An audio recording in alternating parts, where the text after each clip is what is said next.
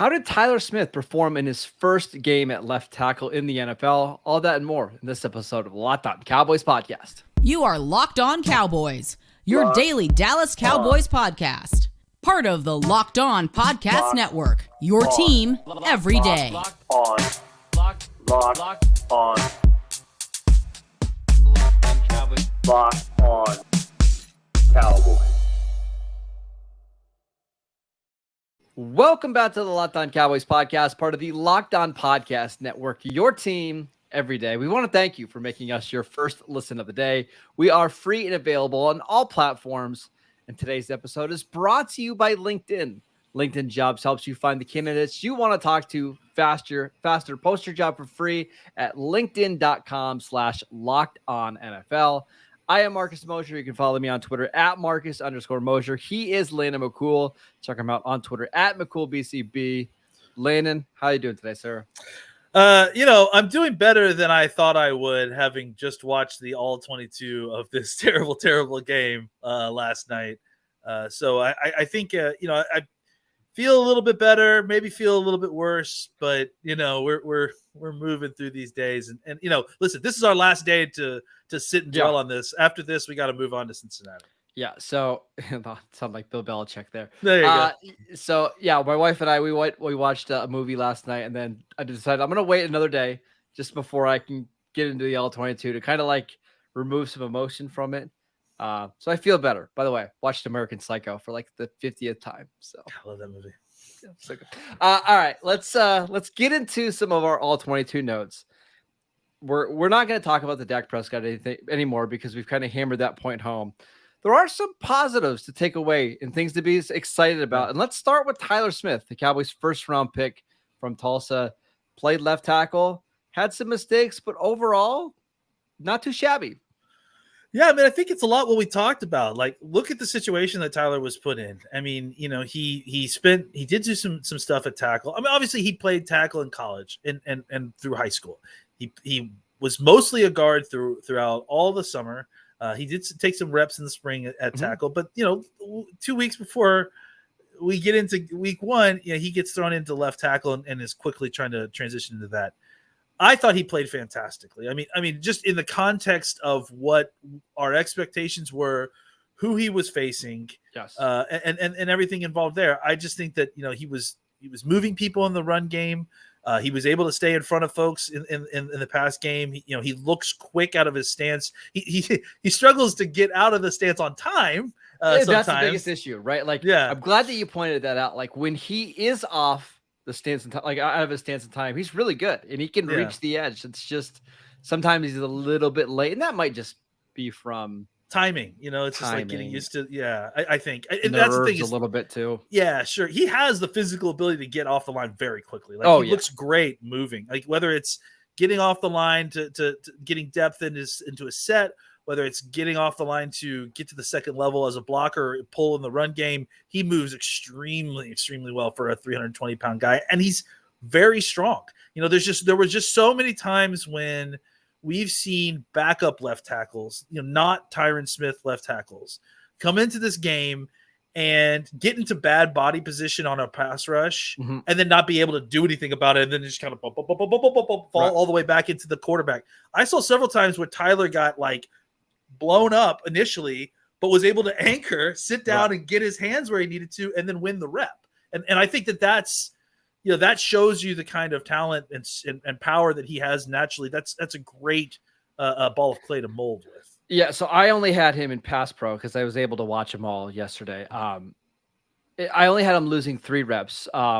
And of the 3 reps, all 3 of them, he basically lost the same way. They were on rip moves by Shaq Barrett at the very top of kind of the block. Yeah. Other than that, pretty clean in pass pro. I would say in the run game, the one thing he really needs to work on is he's on the ground a lot. And that might be a balance issue or a technique, but I mean, it seems like he needs to stay up a little bit longer than what he does right now. Yeah, I think that, that's going to take some time with just getting comfortable with the speed of the game. I mean, I think he's overextending, trying to get to his spot at times, and then just kind of arriving out of control. So Sure. I think that, a little bit more comfort and on footwork and understanding the timing of what, when you're rushing, like it's easy to trip and fall. When you know how much time you have to get to the target and you're playing within, the control of yourself, you're less likely to fall over when you have very specific steps, very specific footwork, and you're working on that. So, these are all things that I think absolutely you're right. These are the areas of improvement for him. But again, the point from which we are starting, I love it. I mean, I love watching the guy. I'm excited to watch him in the future. I think we got a real player with this kid. Just really quickly on Terrence Steele, their right tackle. It's unfortunate that he had the penalties that he did because I thought overall he wasn't too bad. I mean, he's not the perfect right tackle. He's not ever going to shut somebody out, but he only got beat a couple times, nothing for a sack. I mean, you want to talk about somebody that does fire out of their stance really quickly. That's Terrence Steele. Almost to the point where it looks like he's false starting, but he's not. Like he's that type of athlete. It is too bad because of the penalties, because I thought he played a pretty decent game otherwise. I agree. I mean, I think he had a couple of snaps where outside of the penalties where it felt like he lost control a little bit, but that's going to happen in a 60-plus snap game, right? But overall, I thought, especially in the run game, he looked really solid. In the pass game, he did his job for the most part. I mean, look, you go back and watch the game, and there was definitely a concerted effort at times to get these tackles some help with the tight ends. Whether it's chipping or just coming in and being another pass blocker, they were definitely getting some help at different points. But even when there was just 5-man protections, I thought that they did a lot more of the kind of 5-man protection stuff than I expected. And I think that both tackles availed themselves a lot better than we expected them to. So that's a good sign moving forward. It'll be interesting to see exactly how, and again, I'd like to point out against the Buccaneers, who have a very good pass rushing team. So I thought it was all very encouraging, not all very encouraging, but for the most part, vast majority, it was very encouraging for the offensive line. And before we move off, I got to throw him in, Marcus. I thought Tyler Biotish played really good. Number one name on my list right here. Yeah. Okay, good. I was going to save him for after the break, but that's okay. We can do that right now. I charted him as well. I had him being beat by a defender once, and it was very, very late in the fourth quarter on kind of a double block between him and Farniak, where the guy kind of snuck between them. Yep. Yeah. I mean, other than that, really good. Now, the one thing I would say is I just don't think he's one of these dominant centers that's going to have amazing blocks that we're going to post on Twitter. For me, it feels like he just gets in the way, is in the right spot, does the right thing. And if you can eliminate the mistakes and he's just not the one costing you, I think you can be a really valuable player. And I think for the most part, that's exactly what he looked like on Sunday. Yeah, absolutely. Just don't be the weakest link on this offensive line. Which he definitely wasn't. So I saw several different teams moving really well. It seems like now they're using him in pulling situation. He does really well with that. I saw one play where he almost got a double stack of pancakes on the move when he was out there. I think it was on Levante David and one of their safeties. So I think he's shown some improvement there, which is much needed at this point. I mean, the Cowboys desperately need all the help they can get. It was impressive to see. It's just, again, a guy continuing to kind of grow and get better, which is, good for the team, obviously. All right, let's talk about some guys on defense, Landon. But before we do that, I want to tell you about LinkedIn. As you gear up for fall, you need the right people on your team to help your small business fire on all cylinders. LinkedIn Jobs is here to make it easier to find the people you want to talk to faster and for free. Create a free job post in minutes on LinkedIn Jobs to reach your network and beyond to the world's largest professional network of over 810 million people. Then add your job in the purple hiring frame to your LinkedIn profile to spread the word that you're hiring so your network can help you find the right people to hire. Simple tools like screening questions make it easy to focus on candidates with just the right skills and experience so you can quickly prioritize who you'd like to interview and hire. It's why small businesses rate LinkedIn Jobs #1 in delivering quality hires versus leading competitors. LinkedIn Jobs helps you find the candidates you want to talk to faster. And did you know every week, nearly 40 million job seekers visit LinkedIn? Post your job for free at linkedin.com/LockedOnNFL. That is linkedin.com/LockedOnNFL to post your job for free. Terms and conditions apply. All right, we're going to talk about a bunch of players on defense, but we should talk about Micah Parsons. We kind of glossed over it on Monday and Tuesday's show. But man, what a player. I mean, I don't understand the strategy right away to play him as like a pure linebacker because Tampa could not block him. Yeah, I mean, it's all the hyperbole that we could put on his name, all the the talk about how good he was in training camp. I mean, you saw it, right? Like he won dominantly on 2 back-to-back key third downs inside the red zone. And I think that you saw it a little bit in the linebacker stuff too, like just their inability to kind of get too far outside or turn the corner, because when he was playing off ball, he was eliminating that option. I just think that, I mean, and there was even a point where it seemed like he had hurt his shoulder. Did you see that too? Like when he was making a tackle? Yeah, on the it was sideline, early in the game. I thought he tore his pec the way that like I was nervous, man. Like that. Yeah, I mean, when it happened, obviously not when I was watching the tape, but yeah, right. I mean, after that, he had the majority of his good plays, so I'm assuming he's fine. He's fine. He's incredible. Like just his ability to get off the ball and get to the top end of the arc so quickly. And then, he's at the top of his arc, arching underneath the block, while the rest of the defensive linemen are like just engaging their opponents for the first time. Like he's so fast that it's like it's over before the tackle really even had a chance to get out of his stance. It's nuts to watch. Honestly. I will say the only reason that I think the Cowboys have a glimmer or a slim chance to maybe survive the next month and a half is because of Micah, right? Like they play some teams with very poor offensive lines, and there's just a chance that he could absolutely dominate and get the Cowboys off the field and help them keep opponents to 17 points a game, 20 points a game. And if he can create some turnovers, who knows? Like this is actually, and I was actually telling people that I was watching the game with, this is a bad matchup for Micah because when you're playing on the edge against Tampa, most of the time you don't have enough time to get to Brady because he holds the ball, or he doesn't hold the ball long at all. When they play like the Bengals this week and Daniel Jones, who holds onto the ball forever, there's going to be opportunities for sacks.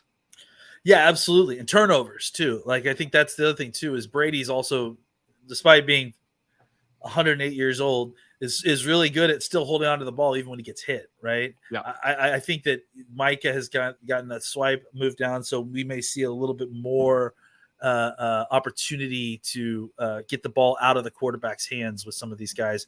Yes, I agree that. I mean, I think now that we've obviously lost Dak for several weeks, it's become really important for the defense to take their game up a level to not only just prevent the offense from scoring, but providing more opportunity for our offense to get points, whether that's turnovers, stopping them on fourth down.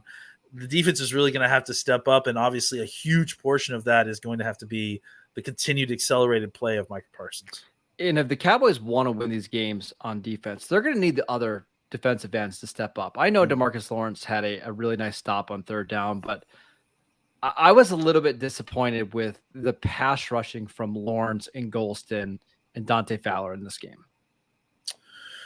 Yeah, I mean, I think we saw some stuff from them, but I mean, I would go back to what you said. Like it's tough to sack Tom Brady because he gets rid of the ball so quickly. There were several times when he was just able to hold on to the ball too long, and they have to find a way to get to him. But I think that you're right that there's going to be more opportunity for some of those guys like DeMarcus Lawrence and Fowler against Burrows, against all the guys that really even Stafford and all these guys will hold on to the ball to wait for plays to develop downfield, which is not as much what Tom Brady likes to do. So I think that will be a true test of exactly what the rest of this pass rush looks like if they are struggling to get pressure on those guys. Let's talk about the defensive tackles in this game, because I thought Osa was pretty good. I thought Tristan Hill was pretty good, but to be honest, a little bit disappointed in the Bill Gallimore and Quentin Bohanna in this one. Actually, I'll push back on Bohanna. I thought Bohanna Okay. had a good game. I thought they're using him in a very specific way. His game has really changed a lot since last year. I mean, he really is a guy who can take on double teams.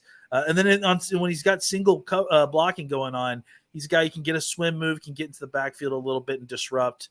He's not going to be a huge pass rusher guy, but I think as far as being kind of your designated run defender, defensive tackle, I thought he did a pretty decent job at points. The run game wasn't, the success that the Buccaneers had in the run game was not necessarily up the middle. It was on the outside. It was trying to get the ball to the outside. They were running lots of power, pulling their guards and tackles to get to the outside. So I thought they did. I agree. Gallimore didn't have a standout game necessarily. Didn't play terribly, just didn't really do a ton. I thought Osa Odigizua and Tristan Hill, when they were on the field, played fantastic. Osa specifically on those 2 sacks that Parsons got. Osa really got good penetration, and frankly was a big part of why he was Parsons was able to get those sacks, just because Tom had nowhere to step up into the pocket to avoid that outside pressure, and that's because Osa was closing in on him too. So, and Tristan Hill, they found a really good role that fits his skill set well.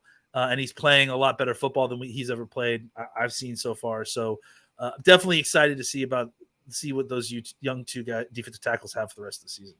I want to talk about the linebackers in the secondary just overall. But before we do that, tell you about BetOnline. BetOnline.net is your #1 source for all of your pro and college football betting needs and sports info this season. Find all of the latest football league developments, including game matchup news and podcasts, including Week 2 lines that are already out. BetOnline is your continued source for all of your sports wagering information, including live betting, esports, and scores. It's the fastest and easiest way to check in on all of your favorite sports and events, including MLB, MMA, boxing, and golf. Head to the website today or use your mobile device to learn more about the trends in action. BetOnline, where the game starts. All right, linebackers, Landon. I thought Leighton Vander Esch was okay. I don't think he was great. I think Anthony Barr struggled a little bit. What did you think about the linebackers? I thought that Leighton played well. I thought Anthony did not play well. I thought he just looked a little bit sluggish, a little bit slow. I thought that Leighton Vander Esch was moving around pretty well. I think in the run game, he got caught up a little bit in some of the wash stuff at times. That's just going to happen a little bit. That's, like I said, that's not necessarily his game getting off blocks and making tackles. He's more of a avoider. But Barr, I thought at times kind of just looked a step slow. I think he's probably still working his way into this a little bit. So I think we had talked about it before the game. A little bit surprising that Jabril Cox had been made inactive. I think a lot of that has to do with him still kind of working slowly back from his ACL. I am going to be excited when we can get more opportunities for him to be on the field, just to kind of get that extra speed. Because I think the problem was at times when you put it's great to have Barr and Leighton Vander Esch in the linebacking core, but I think there's problems when they're the only 2 linebackers that are on the field. Right, they're just too slow. Yeah, and then when you got Parsons as a pass rusher there, it just really slows down the speed of your second level. So I would love to see when Cox feels a little bit more comfortable and up to it, him taking some of those snaps and at least kind of making sure that either Parsons or Cox is paired with Leighton Vander Esch and Barr whenever they're on the field, just to provide one element of speed on that second level. Yeah. Last thing, and it bums me out because we've been talking this guy up for a while. And just for whatever reason, Anthony Brown does not play well against Tampa Bay. It's just that the team that he does not match up well against. He gave up 6 catches for 108 yards. Didn't really make any plays in the football. I don't know if it's just a bad matchup for him because they've got size at receiver or what it is, but Cowboys need him to play better if they want to have a good defense. Yeah, and it wasn't like he was getting torched. Like, it was more just that he wasn't making the plays when he was getting there. Like, that was that one pass, the long pass down the throw to, was it Julio Jones, I think? Yeah. And he was there. Like, in fact, he almost got fingertips on the ball as it was arriving into Julio's hands, but it didn't. And so, like, it's about finishing that stuff, right? At the very least, we could say, hey, this isn't a situation where he was toast out there.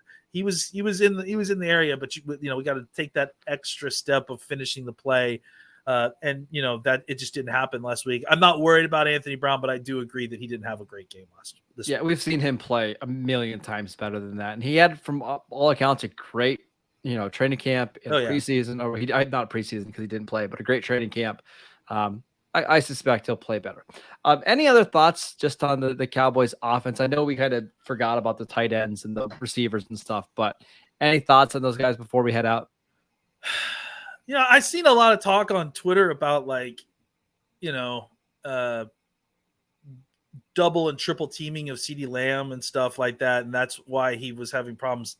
I just didn't see any of that. I don't know. I think that there was, we had a long conversation with a couple of other folks that we are friends with about this. And to me, I think the offense in general could be summed up by disjointed. I mean, I've said my piece about how I think Dak played on Sunday, which again, one of the worst games I think I've seen him play.